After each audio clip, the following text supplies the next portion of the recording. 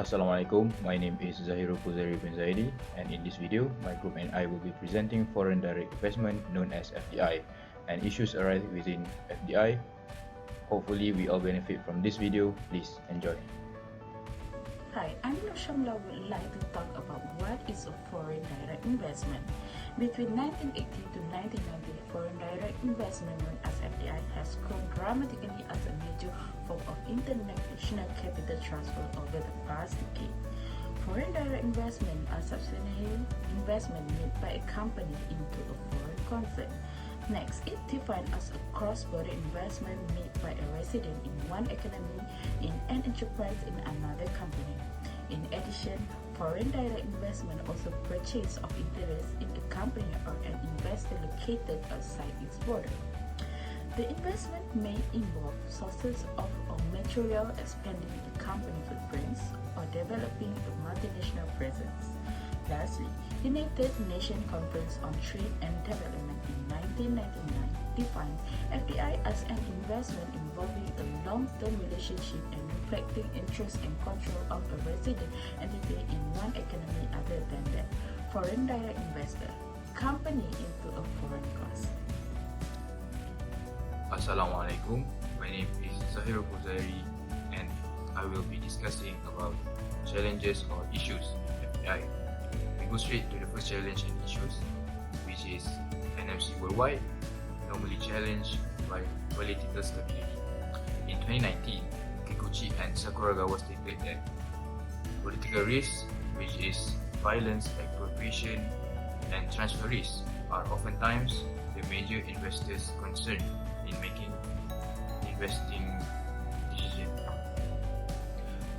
This statement by Kikuchi and Sakuragawa proved that secure political environment is vital in determining investors' confidence, even if low labor costs and huge market size can be offered by a country, because politics are closely related to regulation and it may interrupt business invested by the NMCs. Next, we go to environmental regulation. This issue is a concern because new regulations that the government made are more strict and interfering with the NMC's business. The regulation established in effort to protect the environment and the local people which suffers from pollution, but it affected the NMCs significantly by needing to follow certain rules and regulations. So the next part is specific organization of FDI. So this part has 5 points. So the first point is China expected to grow 3 times faster than the US. American companies from Apple to Ford Motor are expanding in mainland China. Last year, American companies increased $3.6 billion in foreign direct investment in China. So the second one is Starbucks and Coca-Cola both continue to view China as their top growth market. China in part because the company has committed $1 billion over the next 4 years to build 14 new beverages. The third one is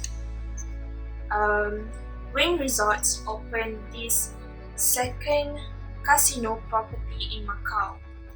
This year, going toe-to-toe with River Las Vegas Sands, which expects to open a new casino on Macau Cotai Strip in 2011.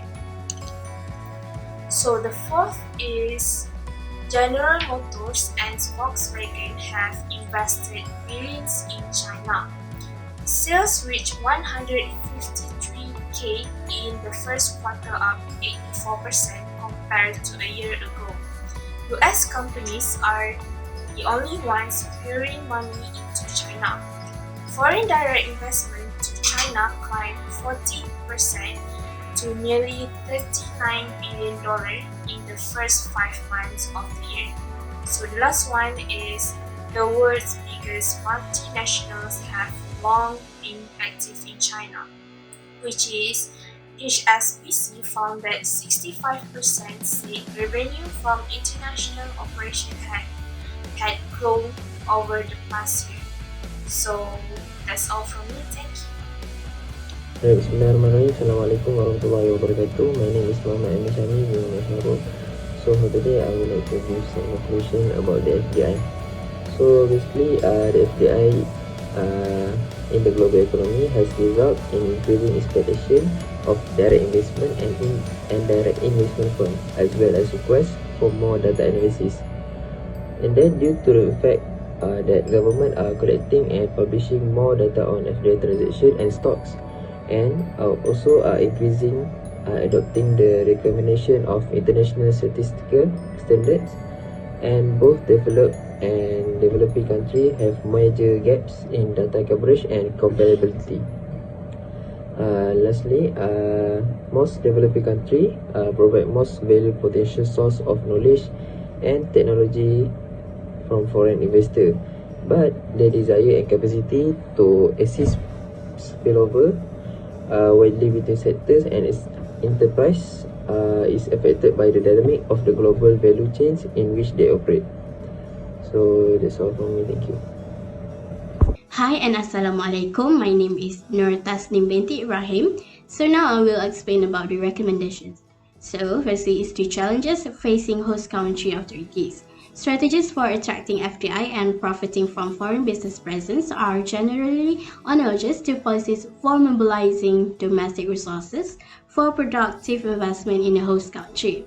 Domestic resources, as mentioned in the Monterey Declaration, provide the foundation for most projects. The measures available to host country authorities fall into three categories, as evidenced by the experience of OECD members and other countries. Improvements to the general macroeconomics and institutional frameworks, creation of a regulatory environment that is conducive to inward FDI, and lastly is an upgrading of infrastructure, technology, and human competence to the level where the full potential benefits of foreign corporate presence can be realized. The first of these principles demonstrates that the investment climate is influenced by every phase of the host country's economy and governance policies.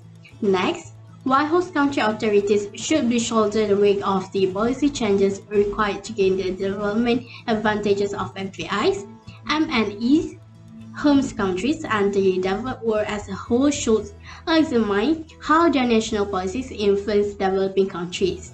As a result, the benefits of FDI that come from enhanced international trade integration and technological diffusion, as noted in this research, are heavily influenced by developed country policy. Further trade liberalization will benefit both rich and developing countries, contributing significantly to global economic development.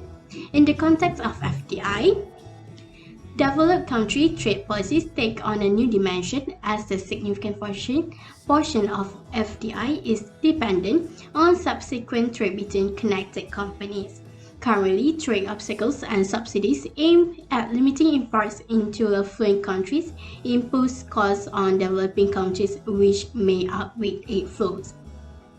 And lastly is the importance of international cooperation. International cooperation, whether through international organizations or bilaterally, can help and strengthen the FDI-related activities of host nations, home countries, and multinational corporations. The extra value of cooperation in the context of home nations or developed countries in general is that the policy domains described above are difficult to pursue by countries acting alone. Many poorer countries are unable to implement the wide range of policy actions indicated above for host countries. The OECD has critical role to play in serving as a venue for members to share their experience with capacity building and cooperative investment tools. The OECD's unique methodology is built on a peer review process for FDI policy that is based on long-tested benchmark recommendations from nations with varied perspectives and cultures, and also process monitoring.